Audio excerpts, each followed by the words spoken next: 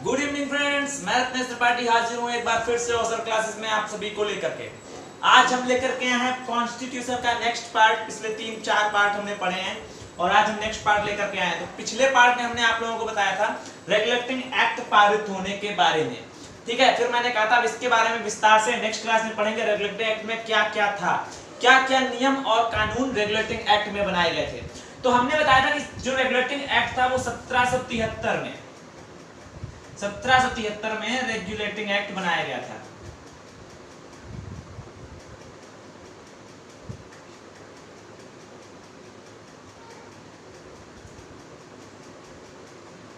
ठीक है, regulating act जो था वो महारानी एलिजाबेथ के द्वारा, रेगुलेटिंग एक्ट जो था वो महारानी एलिजाबेथ के द्वारा 1773 में उनके द्वारा कंपनी को अपने अधीन लेने के लिए एक पहला कदम था, ठीक है। क्योंकि कंपनी के जो वर्कर थे या जो बात करें कर्मचारी और अधिकारी थे वो दिन और दिन माला माल हो रहे थे और इधर कंपनी ने अपने खुद को दिवालिया दिखाकर 10 लाख पाउंड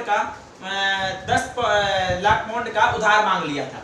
तो जिसके कारण महारानी एलिजाबेथ का माथा ठनका था और उन्होंने गिफ्ट समिति भेजी थी, उन्होंने रिपोर्ट भेजी थी कि जो कंपनी के कर्मचारी हैं, कंपनी भारत में बहुत ज्यादा लूटपाट मचा रखी है, किसानों और वहां के युवाओं या वहां के जितना भी भारतीय लोग हैं उनके द्वारा तरह तरह के टैक्स वसूले जा रहे हैं लोगों से, जिसके कारण अत्याचार हो रहा था। उस कमेटी के बाद 1773 में उन्होंने एक एक्ट पारित किया था जिसका रेगुलेटिंग एक्ट के द्वारा, रेगुलेटिंग एक्ट के नाम से जाना जाता है। इस रेगुलेटिंग एक्ट के द्वारा सबसे पहला जो काम किया गया था, एक संसदीय प्रणाली की स्थापना की गई। किसकी स्थापना की गई? संसदीय प्रणाली की स्थापना की गई। इस रेगुलेटिंग एक्ट के द्वारा सबसे पहला काम ये हुआ था, जो सबसे पहला नियम था वो संसदीय प्रणाली की स्थापना की गई। मतलब भारत में स्थित कंपनी के ऊपर ब्रिटेन की महारानी ने अपना नियंत्रण स्थापित किया। इस संसदीय प्रणाली के जरिए ब्रिटेन की महारानी ने भारत में स्थित कंपनी मतलब कौन सी? ईस्ट इंडिया कंपनी पे अपना वर्चस्व या अपना अधिकार या अपना नियंत्रण स्थापित किया। यहाँ जब ब्रिटेन की महारानी ने, रीजन ये था कि बढ़ते हुए वर्चस्व, कंपनी के भारत में बढ़ते हुए वर्चस्व ने महारानी एलिजाबेथ को सोचने पर मजबूर कर दिया और महारानी ने इस कंपनी के ऊपर संसदीय प्रणाली की स्थापना की। यानी भारत के स्थित कंपनी के ऊपर अब जो नियम कानून बनाया जाएगा, इस संसदीय प्रणाली की स्थापना मतलब ये था, ये जो संसदीय प्रणाली थी इसका मेन मकसद यही था कि भारत में जो ये कंपनी ईस्ट इंडिया कंपनी स्थित है, इसके वर्चस्व को बढ़ते हुए भारत में देखकर महारानी ने एक संसदीय प्रणाली की स्थापना की। इसके द्वारा यह नियम बनाया गया कि अब जो कंपनी के ऊपर या कंपनी के ऊपर जो नियम बनाया जाएगा वो ब्रिटेन की संसद या ब्रिटेन की महारानी के द्वारा बनाया जाएगा। अभी तक कंपनी क्या करे, खुद रूल बनाती थी, खुद ही थोप देती थी, लेकिन अब महारानी ने संसदीय प्रणाली की स्थापना करके यह लागू कर दिया कि अब जो भी नियम कानून कंपनी के ऊपर बनेगा उसकी स्थापना, वो नियम कानून केवल और केवल ब्रिटेन की संसद मतलब महारानी एलिजाबेथ के द्वारा बनाया जाएगा। दूसरा नियम ये आया, कल का दूसरा जो पार्ट था, इसके द्वारा दूसरा जो नियम बनाया गया, हमने बताया था 3 प्रेसिडेंसी थी, कलकत्ता, बंबई और मद्रास, ठीक है। तीनों प्रेसिडेंसियों को मिलाकर के एक कर दिया गया, तीनों प्रेसिडेंसियों को मिलाकर के एक कर दिया गया और वारेन हेस्टिंग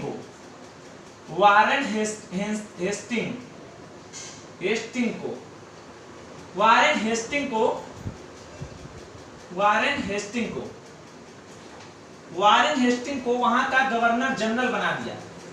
क्या बना दिया गया? ध्यान से सुनना, वारेन हेस्टिंग को क्या बना दिया गया? गवर्नर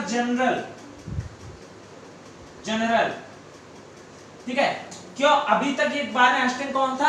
अभी तक ये वारेन हेस्टिंग बंगाल का गवर्नर था। कहां का गवर्नर था? बंगाल का गवर्नर था। लेकिन अब क्या कर दिया गया? वारेन हेस्टिंग को तीनों प्रेसिडेंसियों को मिलाकर के बंगाल का जो बंगाल में गवर्नर था वारेन हेस्टिंग, उसको गवर्नर जनरल बना दिया गया।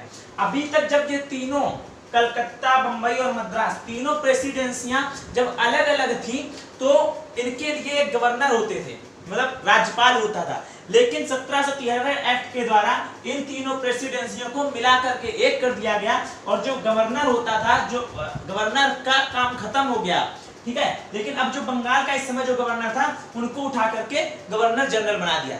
तो एक इंपॉर्टेंट क्वेश्चन यहां से उठता है कि बंगाल का अंतिम गवर्नर कौन था?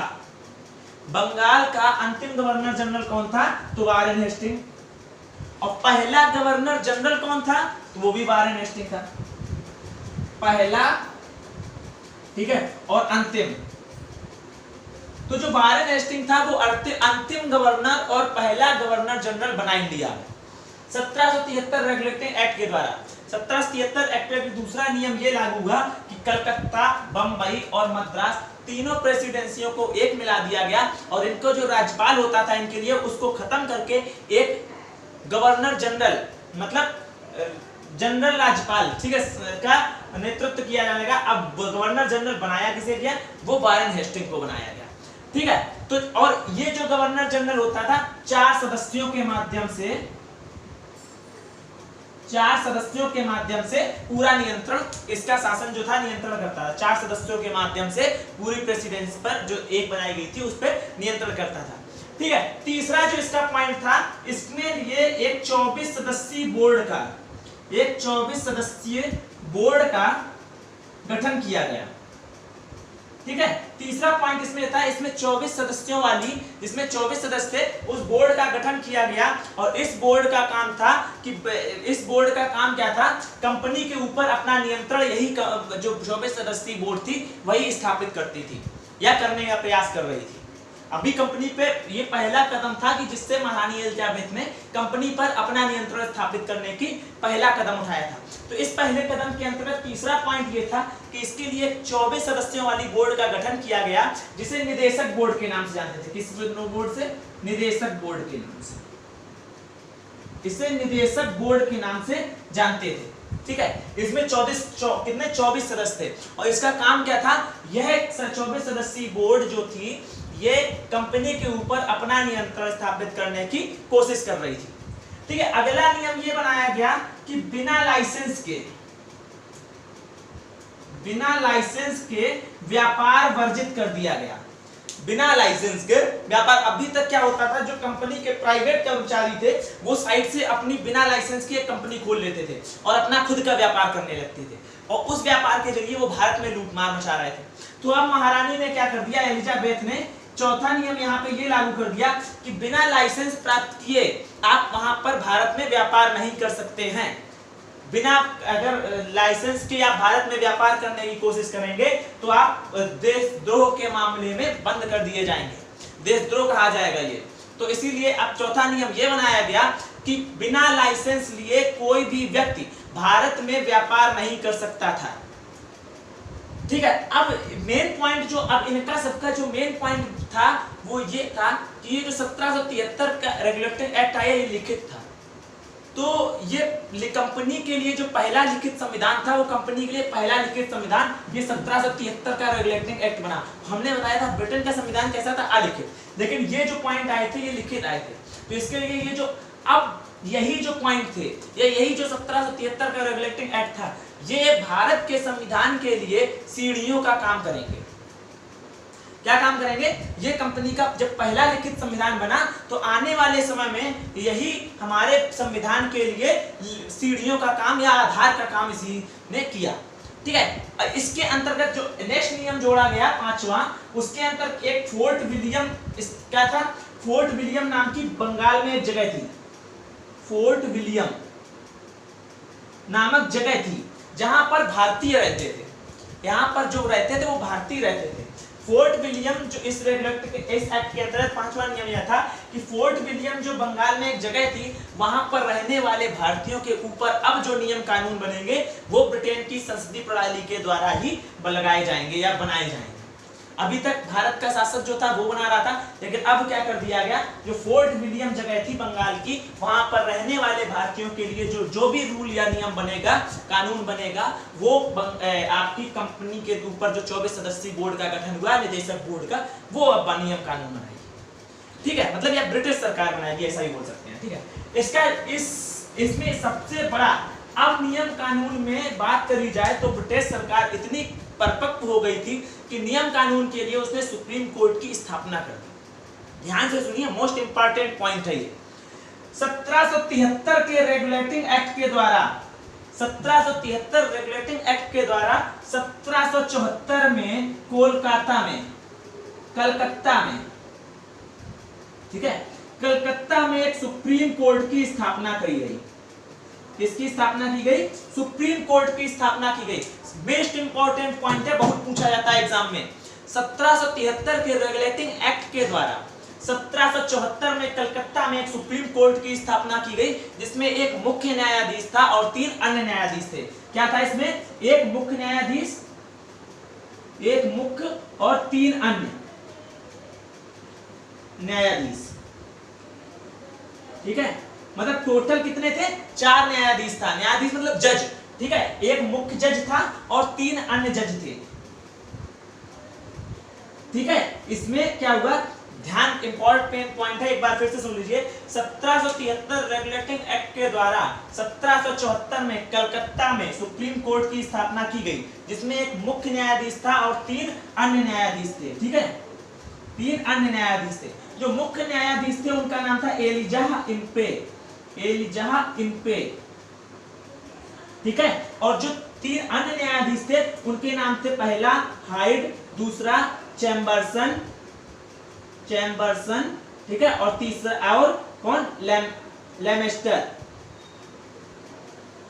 हाइड, चैम्बरसन और लेमेस्टर 3 अन्य न्यायाधीश थे। लेमेस्टर कहीं लेमेस्टर लिखा है, ठीक है, लेमेस्टर ही है, ठीक है। 3 अन्य न्यायाधीश 1773 के रेगुलेटिंग एक्ट के द्वारा कलकत्ता में 1774 में एक सुप्रीम कोर्ट की स्थापना की गई, जिसमें एक मुख्य न्यायाधीश थे और 3 अन्य न्यायाधीश मतलब जज थे। मुख्य न्यायाधीश का नाम था एलिजाह इम्पे और 3 जो अन्य न्यायाधीश थे उनमें से एक थे हाइड, दूसरे लेमेस्टर और तीसरा चैम्बरसन थे, ठीक है। अब एक मुख्य बात ये थी, यदि कोई भी व्यक्ति लखनऊ कलकत्ता की सुप्रीम कोर्ट के द्वारा जो निर्णय दिया गया था, यदि कलकत्ता के सुप्रीम कोर्ट के द्वारा दिए गए निर्णय से कोई भी व्यक्ति खुश नहीं है या उसको कुछ भी गलत लग रहा है उसमें, तो वो अभी क्या होता है, सुप्रीम कोर्ट निर्णय करती तो बंदा आगे जाता है, हाई कोर्ट निर्णय देती क्या करता है, वो जा करके सुप्रीम कोर्ट में अपील करता है। लेकिन अभी केवल सुप्रीम कोर्ट ही थी, तो अगर सुप्रीम कोर्ट के निर्णय में उसको किसी प्रकार की नाखुशी हो या उसको लगे कि सुप्रीम कोर्ट ने निर्णय नहीं दिया, तो अपील कहाँ करे? तो अपील कहाँ करता था? वो ब्रिटेन की जो सबसे बड़ी आपकी अदालत थी, ठीक है, सुप्रीम कोर्ट थी, प्रीवी काउंसिल के नाम से जानी जाती थी। किससे? प्रीवी काउंसिल, ब्रिटेन की सबसे बड़ी अदालत। जो व्यक्ति कलकत्ता की सुप्रीम कोर्ट द्वारा दिए गए निर्णय से खुश नहीं होता था, वो अपनी अपील ब्रिटेन की प्रीवी काउंसिल में करता था, ठीक है। पूछा जाता है एग्जाम्पल कि अगर कोई व्यक्ति ब्रिटेन की सुप्रीम कोर्ट द्वारा निर्णय से खुश नहीं होता था तो वह अपील कहाँ करता था?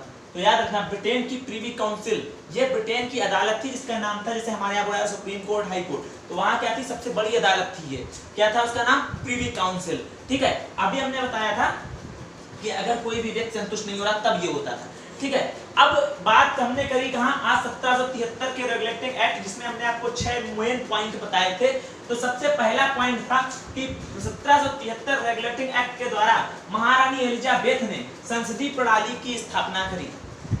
संसदीय प्रणाली के जरिए ये कहा गया कि अब जो भी कंपनी के ऊपर नियम कानून बनाया जाएगा वो ब्रिटेन की संसद यानी महारानी एलिजाबेथ के द्वारा ही बनाया जाएगा। और ये पहला कदम था कि महारानी ने कंपनी के ऊपर अपना नियंत्रण लेने का काम किया।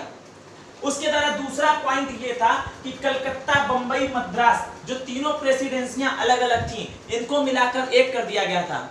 और अलग अलग प्रेसिडेंसों के लिए अभी तक गवर्नर मतलब राज्यपाल की व्यवस्था होती थी, लेकिन जब तीनों को मिलाकर एक कर दिया गया तो गवर्नर जनरल बना दिया गया। और ये कौन बना? ये वारेन हेस्टिंग। वारेन हेस्टिंग कौन था? जो अभी तक बंगाल का गवर्नर था, उसको बना दिया गया गवर्नर जनरल। तो ये क्वेश्चन ये आता है कि सबसे अंतिम गवर्नर कौन था? यहाँ से गवर्नर का पद समाप्त हो गया क्योंकि अब बनने लगा कौन? Governor general. तो सबसे अंतिम गवर्नर कौन था? Warren Hasting. और सबसे पहला गवर्नर जनरल कौन था? वो भी वारेन हेस्टिंग था, ठीक है। तीसरा पॉइंट जो था, 24 सदस्यीय बोर्ड का स्थापना की गई। इसके अंतर्गत जिसमें 24 सदस्य थे, उस बोर्ड की स्थापना की गई। इस बोर्ड को निदेशक बोर्ड के नाम से जानते थे। किस बोर्ड के नाम से? निदेशक बोर्ड के नाम से जानते थे, ठीक है। और इसका काम क्या था, इसका काम था इसने कंपनी के ऊपर अपना नियंत्रण बनाना स्टार्ट किया या कोशिश करी, ठीक है। इसके बाद चौथा पॉइंट जो था, महारानी एलिजाबेथ ने भारत में बिना लाइसेंस के व्यापार करना वर्जित कर दिया। मतलब आप बिना लाइसेंस लिए महारानी एलिजाबेथ से, जो वहां के प्राइवेट कर्मचारी होते थे, ब्रिटेन से आते थे, उनको बिना लाइसेंस के व्यापार मना कर दिया गया। आप भारत में आकर के बिना लाइसेंस लिए व्यापार नहीं कर सकते। अगर आप व्यापार करेंगे तो ये दंडनीय अपराध माना जाएगा। पांचवा नियम बनाया गया कि बंगाल की एक जगह थी, क्या जगह का नाम था फोर्ट विलियम। बंगाल की एक जगह थी फोर्ट विलियम। तो फोर्ट विलियम नामक जगह में सारे भारतीय रहते थे। तो ये नियम बनाया गया कि फोर्ट विलियम नामक जगह में जितने भी भारतीय रहते हैं उनके ऊपर जो नियम कानून बनाया जाएगा वो ब्रिटेन की संसद के द्वारा बनाया जाएगा। मतलब ब्रिटेन की महारानी द्वारा अब बनाया जाएगा। जो भी नियम बनाएगा, कानून बनाया जाएगा, वो ब्रिटेन की महारानी एलिजाबेथ या ब्रिटेन की संसद के द्वारा बनाया जाएगा। इसमें अब क्या किया गया, इसके बाद बनाया गया 1700। मेन पॉइंट जो था कि अब जो हुआ कि ब्रिटेन का जो महारानी थी वो कानून के अंदर इतने सख्ती से पालन कराने लगी कि उन्होंने एक सुप्रीम कोर्ट की स्थापना करी। तो 1773 के रेगुलेटिंग एक्ट के जरिए 1774 में, मोस्ट इंपॉर्टेंट पॉइंट, 1774 में कलकत्ता में एक सुप्रीम कोर्ट की स्थापना करी गई। सुप्रीम कोर्ट में एक मुख्य न्यायाधीश तथा 3 अन्य न्यायाधीश थे। मुख्य न्यायाधीश एलिजा इम्पे थे और 3 अन्य न्यायाधीश जो थे वो थे हाइड, चैम्बरसन और लिमेस्टर, ठीक है। 3 अन्य न्यायाधीश कौन थे? हाइड, लिमेस्टर और चैम्बरसन, ठीक है। तो यहाँ और जो व्यक्ति सुप्रीम कोर्ट द्वारा दिए गए निर्णय से संतुष्ट नहीं होता था वो व्यक्ति ब्रिटेन की प्रिवी काउंसिल में अपनी अपील दाखिल करता था। तो आज का हमने आपको ये बताया, बहुत इंपॉर्टेंट पॉइंट है एग्जाम की दृष्टि से, इसीलिए यहाँ का टॉपिक आज यहीं पर छोड़ते हैं। और इसके द्वारा क्या क्या क्वेश्चन बने जो अभी तक पढ़ाया गया वो क्वेश्चन की आज हम बात करते हैं। तो पहला क्वेश्चन अगर आता है तो वो आता है कि कंपनी की स्थापना, ईस्ट इंडिया कंपनी की स्थापना किस एक्ट के द्वारा की गई थी? तो हमने बताया था 1600 ईस्वी में राजलेख या आपका रॉयल चार्टर एक्ट जिसको बोला गया था। 1600 ईस्वी में महारानी ने, ब्रिटेन की महारानी एलिजाबेथ ने लिखित परमिशन दी थी, उसको बोला था राजलेख या रॉयल चार्टर एक्ट। राजलेख नहीं लिखा है, ज्यादातर जगह क्वेश्चन आता है तो ये आंसर मिलता है क्या? Royal charter act. 1600 ईस्वी में रॉयल चार्टर एक्ट जो ब्रिटेन की महारानी द्वारा या ब्रिटेन की संसद द्वारा पास किया गया था, उससे कंपनी के स्थापना की अनुमति दी गई थी, ठीक है। दूसरा क्वेश्चन आता है कि कंपनी का नाम क्या था? 1600 ईस्वी में कंपनी जो गठित हुई थी उसका नाम था तो ईस्ट इंडिया कंपनी के नाम से उस कंपनी को जाना गया, ठीक है। तीसरा क्वेश्चन ये है कि जब कंपनी बनी 1600 ईस्वी में तब किसका शासन था? ठीक है, अगर पूछा जाए जब कंपनी बनी 1600 ईस्वी में तब किसका शासन था, तो भारत में अगर बात करें तो अकबर का शासन था तब 1600 ईस्वी।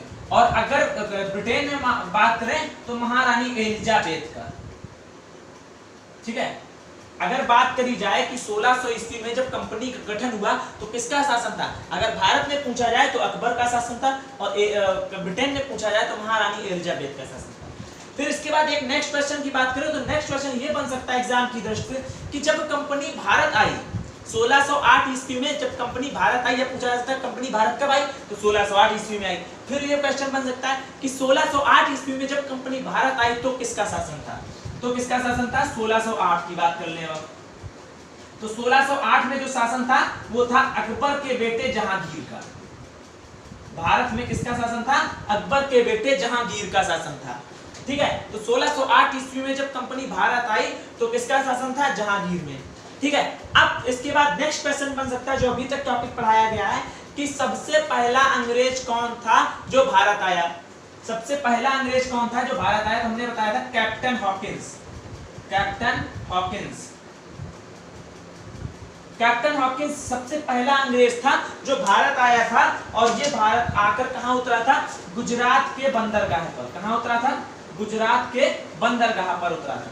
किस बंदरगाह? सूरत, गुजरात के सूरत बंदरगाह पर उतरा था। अगर बात ये भी पूछ दिया जाए किस बंदरगाह, तो गुजरात के सूरत बंदरगाह में उतरा था। इसके बाद ये गया कहाँ था? तो इसके बाद आगरा गया था जहांगीर से बात करने। ठीक है, इसके बाद नेक्स्ट क्वेश्चन बन सकता है इसके बाद का तुरंत कि कैप्टन हॉकिंस जो भारत आया था उसने जहांगीर ने किस भाषा में बात करी थी? तो इसने जो जहांगीर से भाषा में बात करी थी वो फारसी थी। इसने जो जहांगीर से बात करी थी वो फारसी भाषा में बात की। कैप्टन हॉकिंस भारत आया और जहांगीर से मिलने के बाद इसने उससे किस भाषा में बात करी? तो इसने फारसी भाषा याद की। इसको आती तुर्की भी थी, लेकिन इसका फारसी में बात करने का मेन मकसद तो जो था, भारत में जो मुगल शासक थे उनकी जो कार्यों की भाषा होती थी वो फारसी होती थी, इसीलिए इसने फारसी में जहांगीर से बात करी। ठीक है, तो इसके बाद फिर नेक्स्ट क्वेश्चन बन सकता है कि प्लासी का युद्ध कब हुआ? तो प्लासी का युद्ध कब हुआ था? 1757 ईस्वी में। 1757 ईस्वी में प्लासी का युद्ध हुआ था, जिसमें सिराजुद्दौला की हार हुई और उसे मौत के घाट उतार दिया गया था। इसी के बाद भारत में अंग्रेजों के साम्राज्य की नींव पड़ी। ठीक है, इसके बाद नेक्स्ट क्वेश्चन हो सकता है बक्सर का युद्ध कब हुआ? तो बक्सर का युद्ध कब हुआ था? 1764 ईस्वी में बक्सर का युद्ध हुआ। इस युद्ध के बाद इसमें कलकत्ता, बंबई और मद्रास तीनों के जो शासक थे, कलकत्ता में यहाँ पे 3 शासक कौन कौन से थे? सुजाउद्दौला, ठीक है, शाह आलम द्वितीय और मीर कासिम, तीनों ने मिल करके क्या किया था? अंग्रेजों के खिलाफ मोर्चा खोला था। ठीक है, 1764 ईस्वी में बक्सर का युद्ध हुआ था। इसमें शाह आलम द्वितीय, ठीक है, शाह आलम द्वितीय, सुजाउद्दौला और मीर कासिम ने अंग्रेजों के खिलाफ तीनों की संयुक्त सेनाओं ने युद्ध खोला। अब अगर पूछा इस बक्सर के युद्ध में अंग्रेजों की तरफ से नेतृत्व किसने किया था? तो किया था हेक्टर मुनरो ने। इसमें जीत किसकी हुई थी? हेक्टर मुनरो की, अंग्रेजों की जीत हुई थी। और इस युद्ध के बाद भारत में अंग्रेजी साम्राज्य स्थापित हो गया था।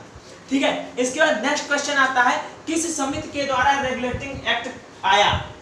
किस समिति के द्वारा रेगुलेटिंग एक्ट आया, या अगर बात की जाए तो किसके कहने पर रेगुलेटिंग एक्ट भारत में लाया गया? तो हमने कल बताया था कि महारानी एलिजाबेथ ने 1772 ईस्वी में, कब?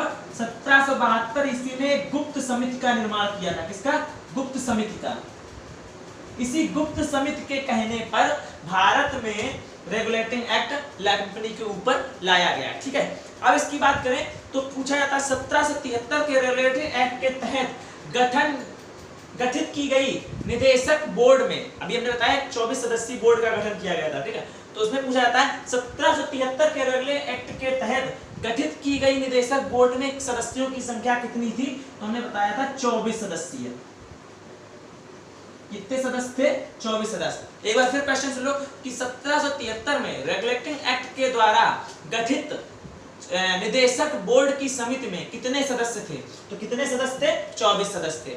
ठीक है, इसके बाद पूछी जाती है कि सुप्रीम कोर्ट की स्थापना कब और कहां हुई?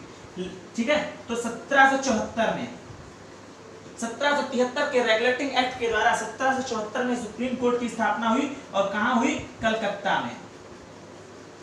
ठीक, इसके बाद नेक्स्ट क्वेश्चन हो सकता था यदि कोई भी व्यक्ति 1774 में गठित सुप्रीम कोर्ट के निर्णय से संतुष्ट ना हो तो वो अपील कहां कर सकता था? ये क्वेश्चन एसएससी लेवल से ऊपर है। ठीक है, ये क्वेश्चन ज्यादातर पूछा जाता है आईएएस लेवल पे। तो अपील कहां करता था? वो ब्रिटेन की सुप्रीम कोर्ट या सबसे बड़ी कोर्ट जो थी प्रीवी काउंसिल में अपील कर सकता था। तो ये क्वेश्चन बन रहे थे अभी तक जो हमने पढ़ाया, आप लोगों ने जो पढ़ा, तो ये क्वेश्चन इससे अभी तक बन के निकल के आ रहे थे।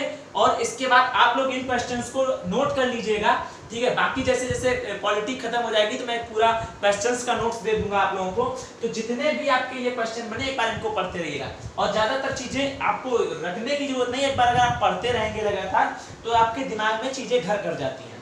ठीक है, तो वही चीज है आपके लिए। यहीं तक आज का चार्ट यही रखते हैं, कल से नेक्स्ट टॉपिक पे बात करेंगे। इसके बाद आया था हमारा कौन सा एक्ट आया था उसके बारे में बात करेंगे। ठीक है, आज का जो टॉपिक है यहीं पर समाप्त करते हैं। जितने भी लोग नए वीडियो को देख रहे हैं उनसे अपील है, रिक्वेस्ट है, गुजारिश है कि कृपया आप लोग चैनल को सब्सक्राइब करें और अपने दोस्तों को, जो पुराने लोग देख रहे हैं और जो नए लोग हैं, अगर आपने अभी तक इसको शेयर नहीं किया तो अपने दोस्तों को शेयर कर दें, जिससे ज्यादा से ज्यादा लोग जुड़ सकें और हम लाइव आना स्टार्ट कर सकें।